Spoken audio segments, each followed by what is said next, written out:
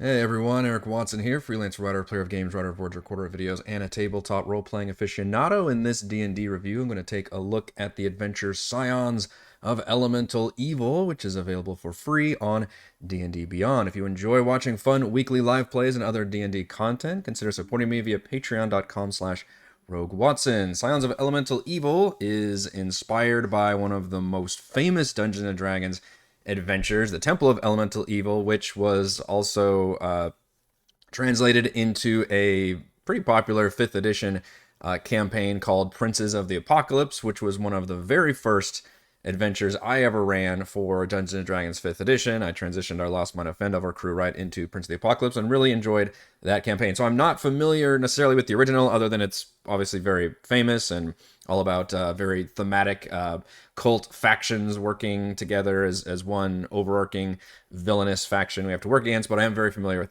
Princes of the Apocalypse. This adventure uses the new 2024 rule sets, mainly the player's handbook. I believe it was released actually before the monster manual came out, so it doesn't have necessarily a lot of those creatures, but does use creatures that would end up in the 2024 monsters manual, so some updated creatures. And it's a very short 4th level adventure that is based on the elemental evil concept of having villainous factions that are thematically tied to the elements and cultists that worship those elements. But the whole thing is basically just a single, pretty short dungeon crawl that's over very, very quickly. And overall, I gotta say, I'm not terribly impressed with this adventure either. The way it kicks off is just very bare bones. It's you just meet with Queen Yolande and you're like, hey, she just tells you we've got this evil group that's cropped up, that they've got there was an attempt on the queen's life from one of the evil factions, and we need you to go in and root them out. And why does the queen not use her own knights and forces for it? Well, because they want to use a lighter touch and set up a kind of infiltration mission. So the party isn't really even given a choice in that so much, although obviously as players you can make the choice yourself. But you're very heavily inspired and kind of told to infiltrate this the temple, basically, that's been unearthed as cultists. Here's some robes, here's some masks. Show up and you can get inside, and you need to destroy the leadership, which they're not the actual core elements here. It's based on the para elements, which are ice, ooze, magma, and ash, I think, are the 4 ones that are being used here. By the way, I should have mentioned, this takes place in Greyhawk, which is the original setting for all the D&D adventures before Forgotten Realms. There is a little bit of information about if you want to set the adventure in different D&D settings, such as Eberron, Dragonlance, or Forgotten Realms, but it is based on the Greyhawk setting. And there's an overarching queen. I believe was Magma, but now they kind of just put her in charge. So again, very similar to Prince of the Apocalypse, where there's like a leadership for each of the factions. But in Princes, you had to go through a whole series of multiple dungeons and learn about the locations of each one. And this one, it really horribly condenses all of that into one, not even particularly large dungeon, and just literally puts like wings, like sections of the dungeon, and that's just the whole parts you have to get. And your whole goal is to get into this dungeon, defeat one of the cult leaders, because that way you can get their keys. Each cult leader has a key, and you need one key and only one key to actually unlock the path to the boss. You don't even have to go and do all the things. You can basically just choose one of them to go after. So you can get in there, excuse me, you can infiltrate the area with your costumes. I'm going to scroll down to where we get the actual map. So the map is fantastic. Shout out to the cartographers, Stacey Allen and Will Doyle. Absolutely amazing map done here, which I love. The way it's set up, though, is we can infiltrate, fine. We've got some patrolling guards. And once we can make it past these guards, either by murdering them or stealthing past them or ambushing them, whatever we need to do, we get to the entryway where there is a stone golem who is guarding the entrance. And the stone golem asks, basically where your loyalties lie. And all you have to do, there's no even like passphrase or anything you have to know. That's just make sure you pledge loyalty, say some bullshit answer about you know, wanting to join the cult, as long as you don't have your one jackass player who's like, I'm gonna come in here and fuck things up, because the stone golem will attack you. And it even mentions in the notes that the stone golem is far more, yeah, on a successful intelligence arcana check, the character realized the creature is incredibly powerful and likely to kill the characters when a fight breaks out. Stone golem is a CR10 creature, and this is a little fourth adventure, so definitely not meant to fight that creature. So I guess if you make the wrong answer, you can run away from it. And then T3 kind of has another guard area. There's a incubus, which I did mention if you didn't already watch my monster manual book. The incubus and the succubus are now, they are two separate stat blocks, but instead of it being a male-female divide, it is the succubus is a physical temptation monster, and the incubus is like a mental temptation monster.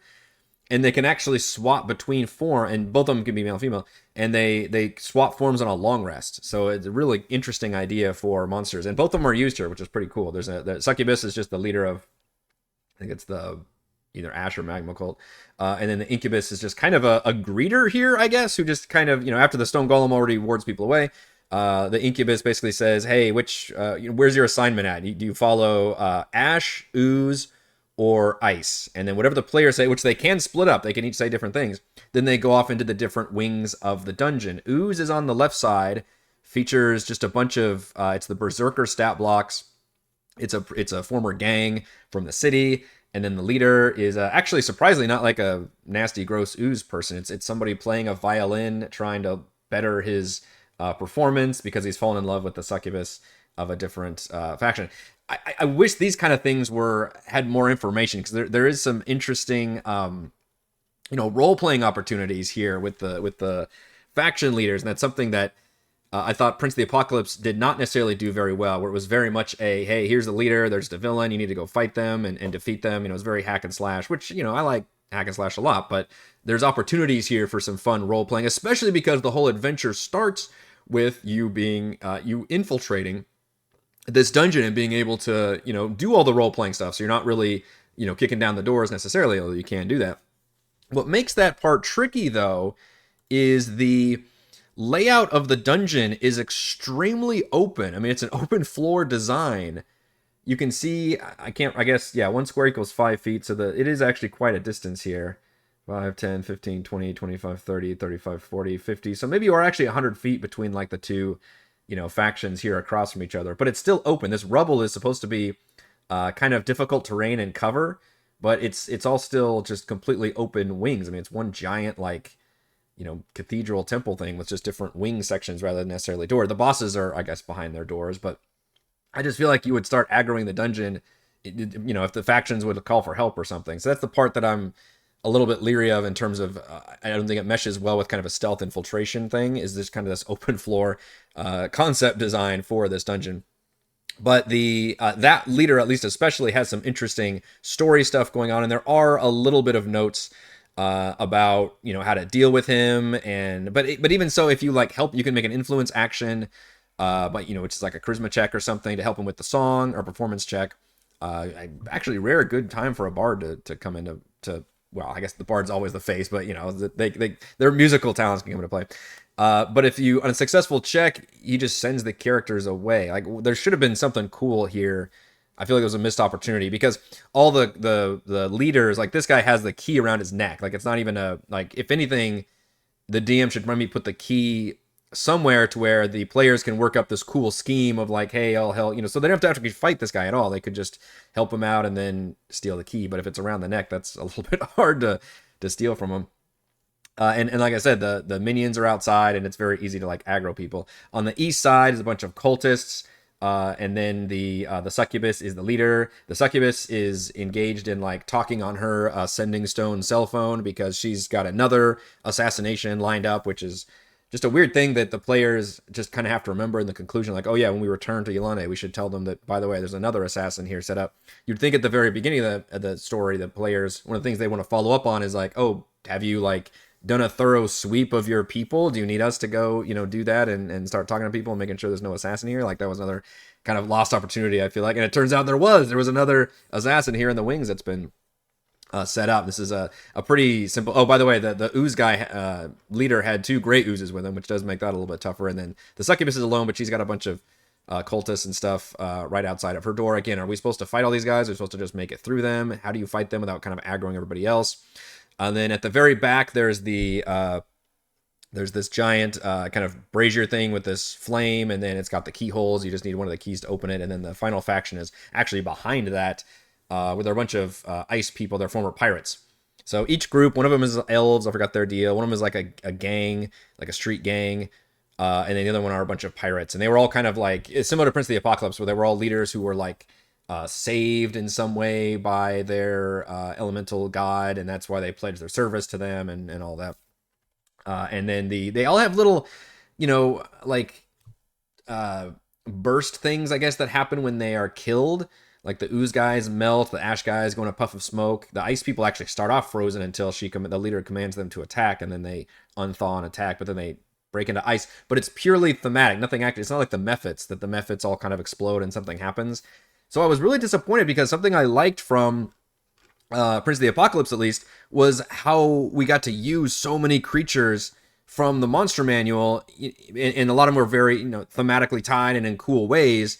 Like the Blaze with the like Earth Cult, whatever, the people riding them, and there was just a lot of cool ways of flavoring that. In here, it's almost aggressively not cool. Like you basically have just plain cultists who happen to be ash creatures that burst into ash, or the ice people are just the pirate stat block, and they just get frozen into ice. And so I was disappointed, because you'd think like, oh man, with a big elemental adventure, we're gonna get some cool elemental creatures, and that's really not the case here, which is a bummer. And maybe that's a side effect of this dropping before the monster manual, so we had to use simpler stat blocks.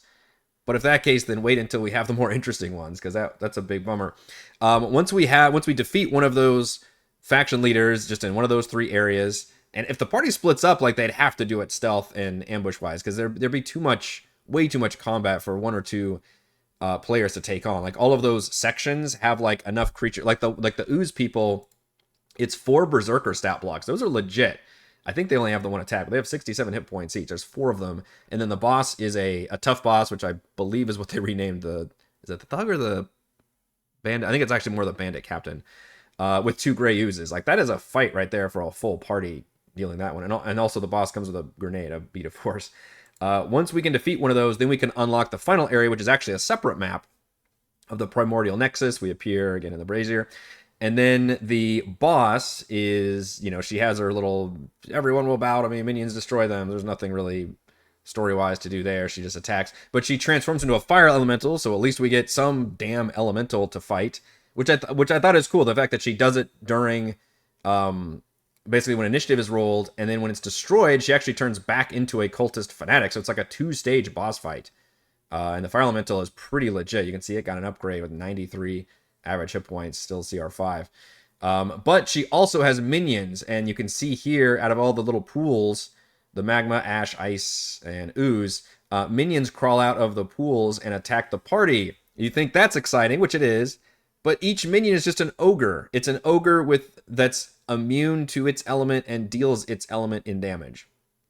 That is really lame, and I think the ogre stat block is also particularly lame. It only has 1 attack, very low AC, just a huge chunk of hit points. I mean, maybe if I had cool art to go with these, like elemental creatures, that would be interesting, but it just feels like differently flavored ogres here is another missed opportunity.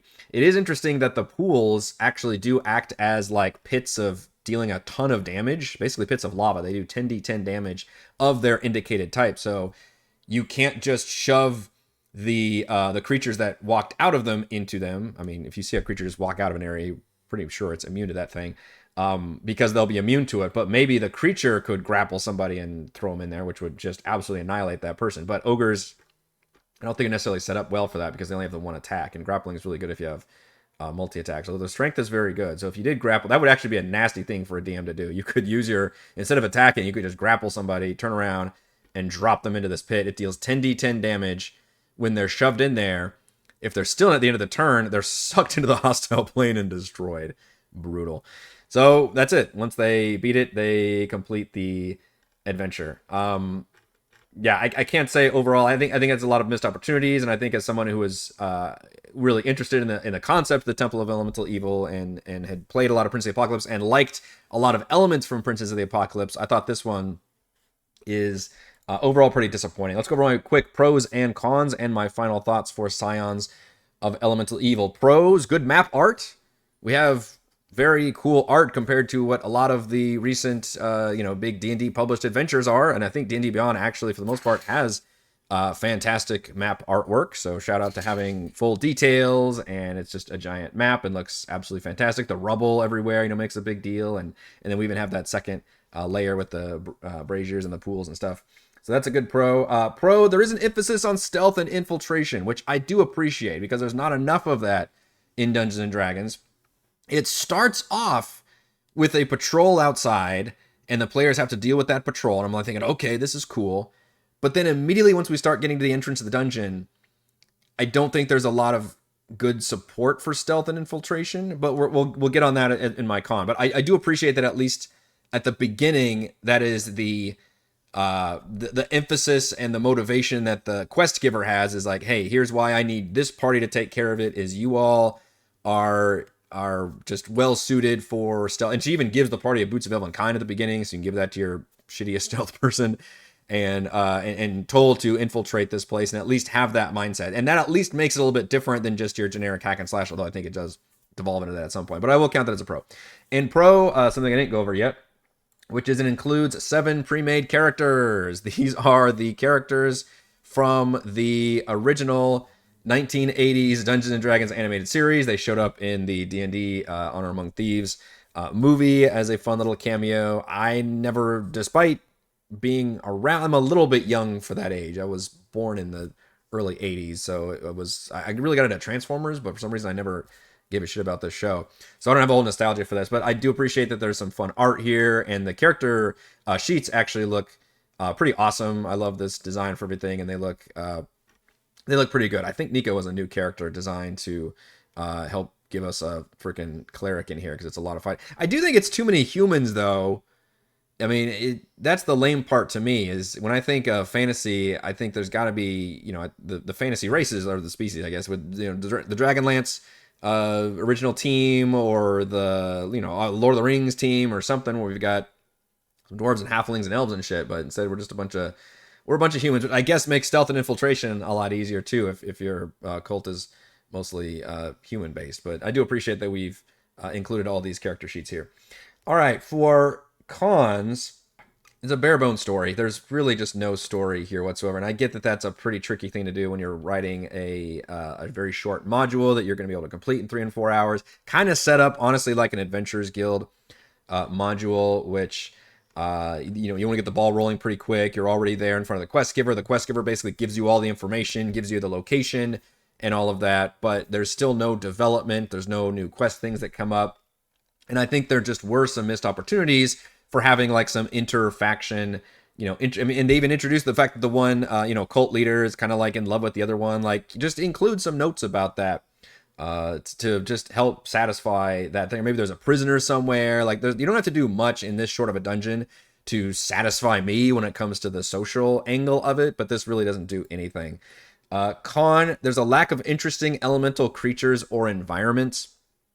I think I mentioned the fact that maybe that's a result of us not having quite the monster manual set up yet by the time this was released. But the fact that we just use a bunch of basic ass, essentially bandit or cultist style stat blocks and just slightly reflavor them. Like, you can do that. That's fine.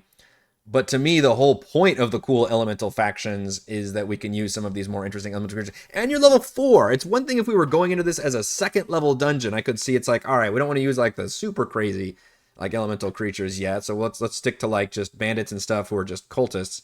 But we're 4th level, like we should be able to handle a lot of more interesting elemental creatures versus just reflavored ogres and berserkers and pirates and stuff. So to me, that's a big thumbs down. I think it's really disappointing from a creature standpoint, and that's pretty damning for Elemental Evil. I think that's the whole point. Also for environments, we lack those cool elemental features and things that the original and the Prince of the Apocalypse had, where it was just the environment itself kind of modeled, and you had to deal with like, lava pits and just different kind of stuff. Instead, the closest thing we get is just a crumbling temple, and then the second level floor, the closest thing we get are those like, pools of their flavored, of damage or whatever that can damage the party. That's not enough. And then my other con is the open floor design makes stealth difficult. So this is the other side of the coin from the fact that I enjoy that we were given a emphasis on stealth and infiltration, but due to the design of this dungeon, the fact that it lacks like patrols and kind of has some other stuff, I feel like once you get past the initial guards, I guess the one social guy at the front is kind of, but even says like if you talk to him more than once, like he turns hostile, he or she turns hostile and just destroys you.